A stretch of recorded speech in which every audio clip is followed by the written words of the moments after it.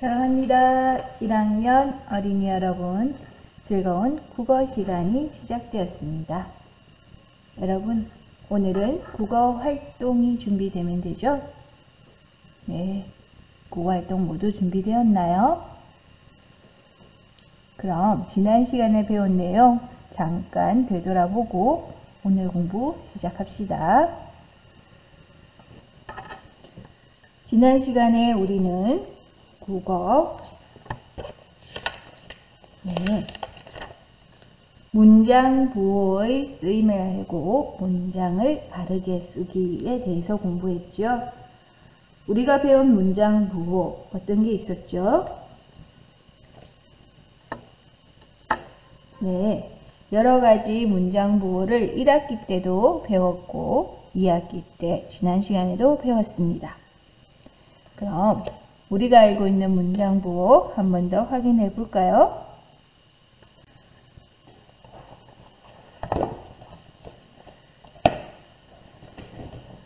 자, 우리가 1학기 때 배웠던 문장 부호는 어떤 게 있었나요?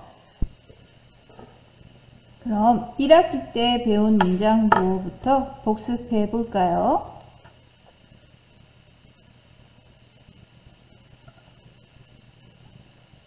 문장 부호는 문장의 성격을 더 확실하게 가르쳐주는 표시예요. 그래서 문장 부호를 바르게 쓰면 이 문장이 무엇을 말하고 싶은지 더 자세하게 알 수 있습니다. 설명하는 말 같은데 우리가 보통 많이 쓰는 거, 설명하거나 생각을 나타내거나 할 때 쓰는 것이 문장이 끝났음을 가르쳐주는 마침표죠. 아침에 일어났습니다. 공부를 시작했습니다. 학교에 갔습니다. 이렇게 많은 문장의 끝을 나타냅니다. 그래서 마침표는 우리가 국어 공책 같이 이렇게 칸이 있을 때 1번, 2번, 3번, 4번 중에 3번 방에다가 이렇게 점을 찍어주죠. 이것은 약속이에요. 마침표를 아무 곳에나 찍는 친구들이 있는데 우리가 약속이 되어 있는 부분은 지켜줘야겠죠. 그래야 다른 사람이 알아보기 쉽답니다. 그래서 마침표의 약속은 3번 방에 찍는 거예요. 마침표를 온점이라고 말하기도 하는데요. 온점도 틀린 말이 아니에요. 맞아요. 마침표, 온점 같은 말이에요. 그 다음에 두 번째 우리가 배운 쉼표가 있었죠. 마침표를 온점이라고 하듯이 쉼표를 반점이라고 말하기도 하는데요. 쉼표라는 말이 더 쉽죠. 그래서 보통 쉼표라고 그냥 말해요. 마찬가지로 1번, 2번, 3번, 4번 방 중에서 3번. 쉼표는 언제 쓰이죠? 영수야 하고 불렀을 때, 누군가를 부를 때 이렇게 쉼표를 한번 쓰고 다음 문장을 연결하죠. 이렇게. 그리고 연필, 지우개, 가위, 풀 이렇게 혹은 숫자 1, 2, 3 이렇게 여러 개를 나열해서 쓸 때 우리가 만약에 숫자 20, 30, 40 이렇게 했는데 이어서 그냥 20, 30, 40 이렇게 쓰면 이게 20, 30, 40인지 아니면 더 이게 다 하나의 숫자인지 알아보기가 어렵죠. 그래서 이럴 경우에는 역시 쉬어서 읽어라. 하나하나가 따로 떨어진 거야 라는 걸 설명해주는 쉼표를 씁니다. 그러면 20, 30, 40 이렇게 하면 각각이 다른 수를 가리킨다는 걸 알 수 있게 되겠죠. 그래서 쉼표도 문장을 적을 때 중요한 역할을 할 수 있답니다. 그리고 우리가 배운 것이 물어보는 말, 이건 묻는 말이에요 하는 표시를 해주는 물음표죠. 이렇게 물음표는 칸 전체 가운데 부분에 씁니다. 잘 잤니? 꽃이 참 예쁘니? 밥은 먹었니? 이런 문장들. 물어보는 걸 나타내죠. 그리고 우리가 배웠던 것이 느낌표죠. 느낌표는 칸의 가운데에 씁니다. 자, 1학기 때 배운 문장 부호에 대해서 복습해 보았습니다. 그리고 원고지에 쓸 때 물음표, 느낌표가 끝난 다음에는 뒤에 한 칸을 비우고 다음 문장을 연결해서 쓴답니다. 마침표나 쉼표는 띄우지 않고 그대로 쓰죠. 예를 들어서 잘 잤니? 어서 일어나. 이렇게 말을 쓰고 싶다면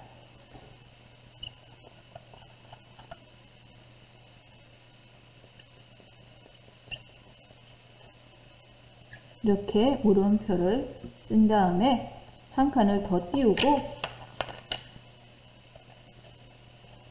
이렇게 쓴답니다. 네. 이것도 우리가 문장이 끝났음을 더 정확하게 보여주기 위해서 하는 약속이랍니다.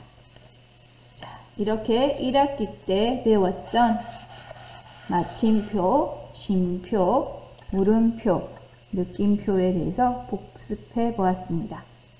오늘은 2학기 때 새로 배운 큰 따옴표와 작은 따옴표에 대해서도 배워볼 건데요. 우리가 큰 따옴표는 언제 쓰지요? 네, 지난 시간에 이미 공부했으니까 알고 있겠죠? 큰 따옴표는 다른 사람이 혹은 내가 소리 내어서 밖으로 소리 내어서 속으로 생각한 것이 아니라 소리 내어서 한 말을 적을 때 씁니다. 큰 따옴표를 쓸 때에는 첫 칸을 비웠습니다. 그리고 시작할 때 마치 육자처럼 생긴 시작을 알리는 따옴표에 시작을 알려주는 기호와 1번, 2번, 3번, 4번 방 중에서 2번에 있죠. 여러분 모두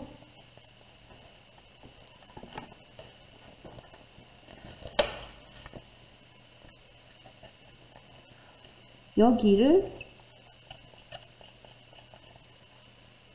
보세요. 이렇게 말이 끝난 다음에 끝났으니까 마침표죠. 자, 시작을 했으니까 끝이 어디까지인지를 가르쳐 줘야겠죠. 그래서 큰 따옴표는 시작하는 것, 마치는 것, 닫아주는 것 이렇게 두 개가 쓰입니다. 한 쌍이죠. 시작과 끝을 알려주는 두 개가 한 쌍이 됩니다. 이때 선생님이 쓴 걸 보면 알 수 있듯이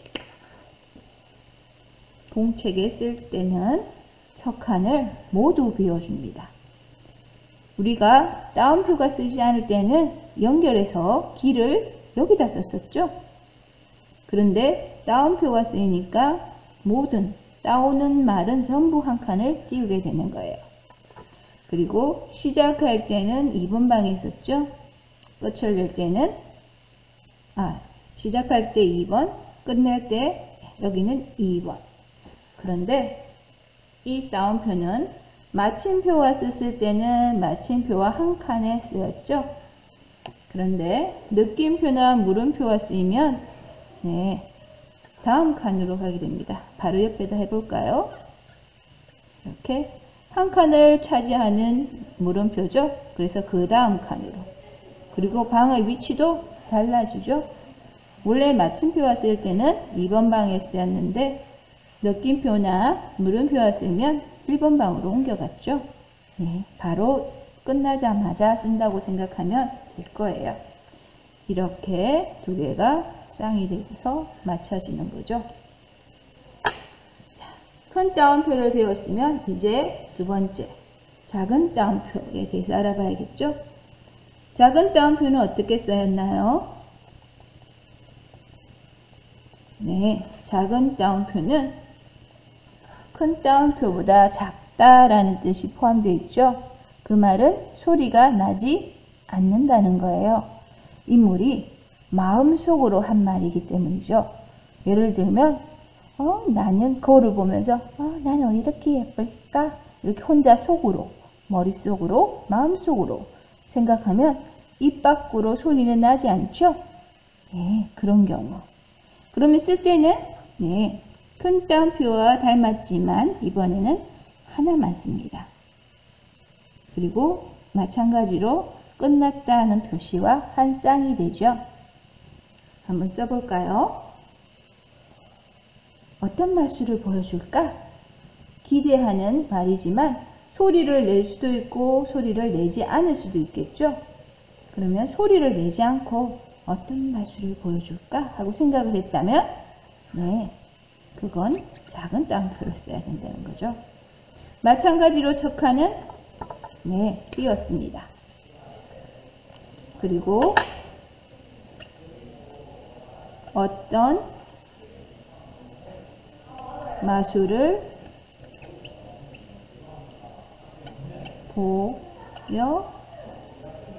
보여줄까? 마찬가지로 물음표를 썼으니까 큰 따옴표 때와 마찬가지로 같은 방에 쓰지 않고 다음 칸으로 밀려가서 여기서 마무리가 됩니다. 큰 따옴표와 마찬가지로 척하는 모두 띄었습니다. 이것은 다운말이라는 표시를 내기 위한 거죠. 방의 위치도 큰 따옴표와 같은 위치에 쓰입니다. 어때요?